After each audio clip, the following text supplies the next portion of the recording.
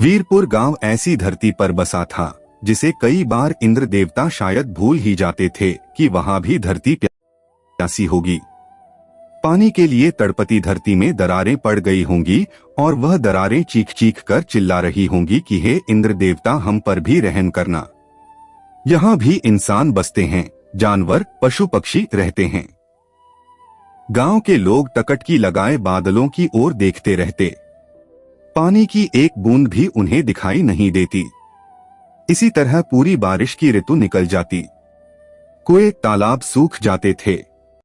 थोड़ा बहुत पानी जो होता वह पूरे गांव के लिए काफी नहीं होता, लेकिन वीरपुर गांव में एक कुआं ऐसा भी था जिसमें पानी कभी खत्म नहीं होता था। खत्म क्या, उसमें तो पानी की सतह जमीन की सतह से 1 इंच भी नीचे खसक कर नहीं जाती थी, मानो उस कुएं को भगवान से वरदान मिला हुआ था। शायद धरती माता उस कुएं को अपनी कोख से पानी खींच खींच कर गांव की उस धरती पर रहने वाली अपनी संतानों के लिए भरती थी। फिर वह इंद्र देवता के सामने देखकर कहती, तुमने नहीं दिया तो क्या मैं हूं ना।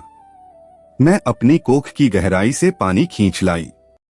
मैं इस गांव के इन गरीब लोगों को प्यासा नहीं मरने दूंगी। इंद्र देवता को तो धरती माँ ने अपनी शक्ति दिखा दी, लेकिन उन इंसानों का वह क्या करती जो उनके पूरे किए कराए पर पानी फेर दिया करते थे। गांव के सरपंच गजेंद्र और वहां के सवर्ण लोगों ने उस कुएं पर अपना मालिकाना हक जमा रखा था। छोटी और नीची जाति के लोग उस कुएं का पानी लेने क्या, उस कुएं के नजदीक भी नहीं जा सकते थे। वहां की महिलाएं दूर दराज के गांवों में जाकर अपने सर पर 3 से 4 मटकी रखकर पानी उठाकर लाती थीं। कम पानी में गुजारा करना उन्होंने सीख लिया था। फिर भी हर रोज इतनी दूर से पानी लाना आसान काम तो नहीं था। थोड़ा बहुत पानी तो गांव के कुछ कुछ कुओं में रहता था, लेकिन जिस वर्ष सूखा पड़ जाता उस समय तो पानी की तकलीफ उन्हें रुला ही देती थी। पानी की समस्या बड़ी ही विकट समस्या बन गई थी। घर के मर्द सुबह सुबह मेहनत मजदूरी रोजी रोटी की तलाश में घर से निकलकर अपने काम पर चले जाते। पानी की पूरी जिम्मेदारी घर की महिलाओं पर आ जाती थी। गांव के उस कुएं का नाम उसकी क्षमता के कारण बहुत सोच समझकर गंगामृत रखा गया था। सवर्णों के लिए तो इस कुएं का पानी सच में अमृत तुल्य था, पर छोटी जाति के लोगों के लिए वह केवल दूर से दिखाई देने वाला क्षितिज मात्र ही था। उसके पास तक पहुंचना, उसे छूना उनके लिए बहुत मुश्किल काम था। वहां के उन परिवारों ने तो यह स्वीकार भी कर लिया था कि गंगामृत पर उनका कोई हक नहीं है और वह ऊंची जाति के लोगों की जागीर है। लेकिन उस गांव में कोई एक थी जो इस बात को बिल्कुल भी सही नहीं मानती थी, और वह थी केवल 14 वर्ष की एक बच्ची जिसका नाम था यमुना। इत्तेफाक से यमुना के परिवार के सभी लोगों का नाम किसी न किसी नदी के ऊपर ही आधारित था। यमुना की छोटी बहन थी गंगा, जो उससे 7 वर्ष छोटी थी। यमुना की माँ का नाम था नर्मदा, पिता का नाम था सागर। छोटा सा परिवार था। यमुना के दादा दादी का देहांत हो चुका था। गंगा के पिता सागर पेशे से मोची का काम करते थे। परिवार का लालन पालन सागर के ही कंधों पर था। 2 वक्त की रोटी उनके परिवार को आसानी से मिल जाती थी। सागर का काम बहुत अच्छा था, इसलिए गांव के बहुत से लोग अपने जूते चप्पल की मरम्मत के लिए और कभी कभी उन्हें चमकाने के लिए भी सागर के पास ही आया करते थे। यूं तो सागर का परिवार खुश था, लेकिन यमुना वह खुश नहीं थी। बचपन से अपनी माँ को सर पर 4 से 4 मटकी भरकर पानी लाता देख वह हमेशा दुखी हो जाती थी। एक दिन उसने अपने पिता से कहा, बाबूजी गंगामृत का पानी हमें क्यों नहीं मिलता? वह तो पूरे साल भरा ही रहता है। सागर ने कहा, यमुना बेटा वह कुआं ऊंची जाति के लोगों के लिए है, हमारा उस पर कोई हक नहीं है। आगे से ऐसा ख्याल भी अपने मन में मत लाना। क्यों बाबूजी, भगवान जी ने तो ऐसा नहीं कहा है ना। फिर इंसान यमुना यह बहस का विषय नहीं है। कहा ना तुमसे, भूल जाओ गंगामृत को। यमुना ऊपर से तो चुप हो गई, लेकिन उसके अंदर की यमुना उछाले मार रही थी। उसे अपने इन सवालों का जवाब चाहिए था, लेकिन कौन देगा उसके इन सवालों का जवाब? यमुना बहुत ही संवेदनशील और समझदार लड़की थी। हालातों और विषम परिस्थितियों ने उसे वक्त से पहले ही बड़ा कर दिया था। सोचने समझने की शक्ति भी उसके पास कुछ ज्यादा ही थी। बड़ी होते होते उसे पता चल गया था कि उनकी जाति को नीची जाति का माना जाता है, उन्हें अछूत माना जाता है। वह सोचती भगवान ने ही तो सबको बनाया है, फिर यह भेदभाव क्यों? इसीलिए उन्हें गंगामृत के पास जाने की अनुमति नहीं है, लेकिन यह बात उसे किसी भी कीमत पर हजम नहीं हो रही थी। यमुना अपने पिता की डांट सुनकर भी अक्सर गंगामृत से पानी लाने की जिद किया करती थी। गंगामृत ऊंची जाति के लोगों की जागीर है, हमारा उस पर कोई हक नहीं। अपने पिता की यह बात यमुना सुनना ही नहीं चाहती थी। यह सब कुछ अब तो रोजमर्रा की बातें हो गई थीं, इसलिए सागर भी यमुना की बातों पर ज्यादा ध्यान नहीं देते थे। इस साल इंद्र देवता शायद कुछ ज्यादा ही नाराज थे। बादल आते जरूर थे पर मुंह दिखाकर वहां से कहीं और दूरदराज के गांव की ओर निकल जाते थे, मानो वीरपुर वालों को देखकर मुस्कुरा रहे हों या गंगामृत को लबालब भरा देखकर सोचते हों कि इस गांव के लोगों को पानी की क्या कमी है। इन्हें तो गंगा मैया अपनी कोख से पानी निकाल कर देती हैं। वह बेचारे बादल इंसानों की काली करतूत कहाँ जानते थे। इस बार कुएं सूख रहे थे। नर्मदा रोज की तरह आज भी 3-4 घड़े लेकर पानी लेने के लिए जाने लगी। आज नर्मदा का मुंह देखकर यमुना को पता चल गया था कि उसकी माँ आज रोज की तरह नहीं है। उसने पूछा, अम्मा तबीयत ठीक नहीं है ना तुम्हारी? नर्मदा अपनी तबीयत का हाल यमुना से छुपा लेना चाहती थी। वह कुछ कहे उससे पहले ही यमुना ने कहा, हाँ बोलो बोलो, बोल दो झूठ कि तबीयत बिल्कुल ठीक है, ताकि तुम्हें पानी लाने से मैं रोक ना सकूं और फिर गंगामृत का जिक्र ना निकल जाए। नर्मदा ने कहा, अरे यमुना बावरी हो गई है क्या? थोड़ा बहुत नरम गरम तो होता ही रहता है। कोई बिस्तर से उठ ना सकूं ऐसी बीमार नहीं हूं मैं।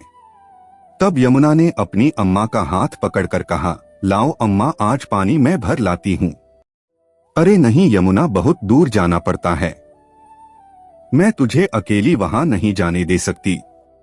जमाना बहुत खराब है बिटिया, लेकिन अम्मा तुम आज पानी लेने बिल्कुल नहीं जाओगी।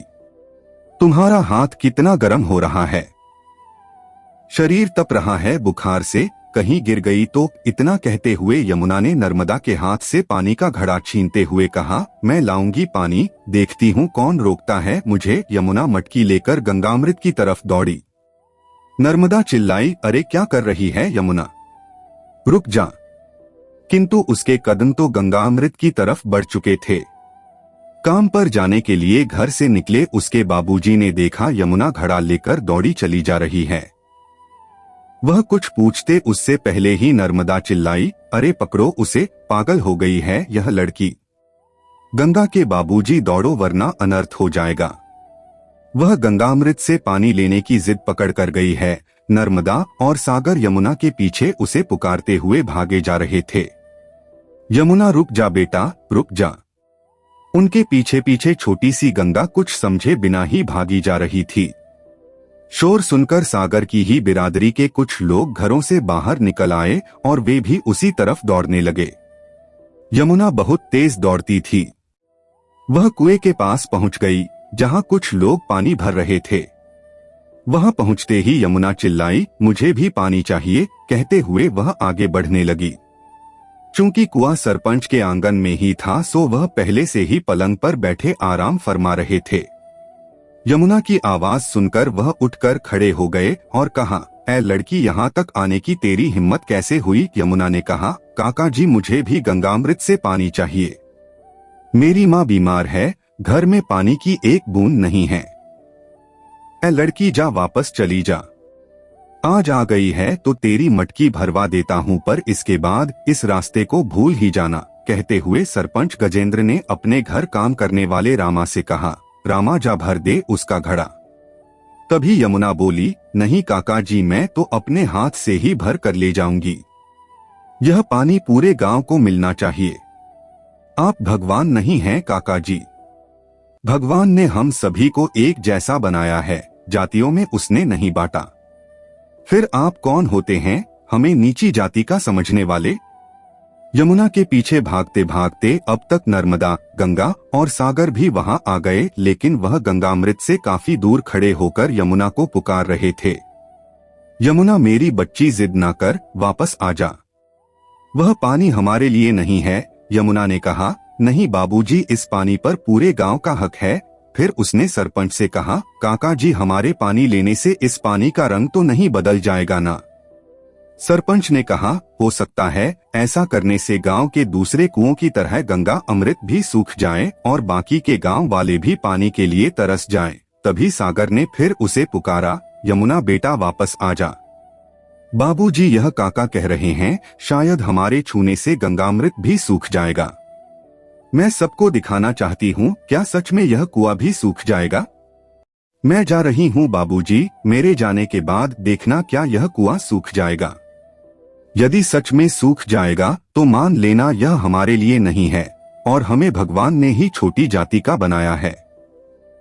आज मैं इस गंगा अमृत में अपनी सांसों को मिला दूंगी, मैं उसमें समा जाऊंगी बाबूजी।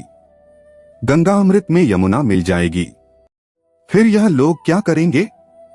कोई कुछ समझ पाता उससे पहले यमुना ने दौड़ते हुए उस कुएं में छलांग लगा दी। एक जोर की छपाक की आवाज आई। उस आवाज के साथ कुछ बुलबुले पानी में अपनी आवाज सुना रहे थे। बाकी हर तरफ एक सन्नाटा था। दौड़ते वक्त यमुना के पांव की पैजनियों में से घुंघरुओं की आवाज आ रही थी।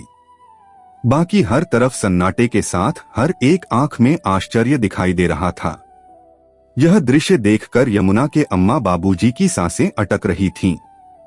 उनकी जिह्वा शांत थी। शायद वह अभी भी होश में नहीं थे कि उनकी बेटी गंगामृत की गोदी में समा चुकी है, उसके गर्भ में जा चुकी है।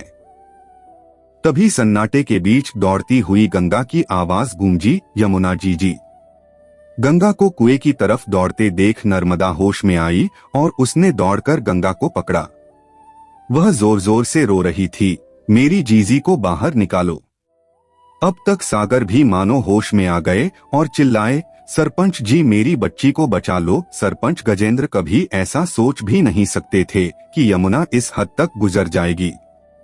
तभी गजेंद्र के कानों में उसके 8 साल के बेटे की आवाज आई, बाबूजी उसे बचा लो, बाबूजी उसे बचा लो, लेने दो ना उन्हें भी पानी। गजेंद्र ने 2 अच्छा तैरना जानने वाले लड़कों से कहा, बचाओ उस बच्ची को। तुरंत ही वह लड़के कुएं में कूद गए, लेकिन जब तक वह कूदकर तैरकर उसे ढूंढते बहुत देर हो चुकी थी।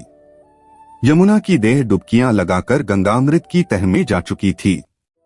हर आंख बिना पलके झपके चुपचाप देख रही थी कि अब आगे क्या होने वाला है। यमुना जिंदा निकलेगी या उसकी लाश बाहर आएगी? नर्मदा, सागर और गंगा अब भी दूर खड़े एक टकटकी लगाए कुएं की तरफ देख रहे थे। यमुना को कुएं में छलांग लगाए अभी कुछ ही पल तो हुए थे। उन्हें उम्मीद थी शायद उनकी बेटी की सांसें चल रही हों, लेकिन जैसा वह चाहते थे वैसा हुआ नहीं।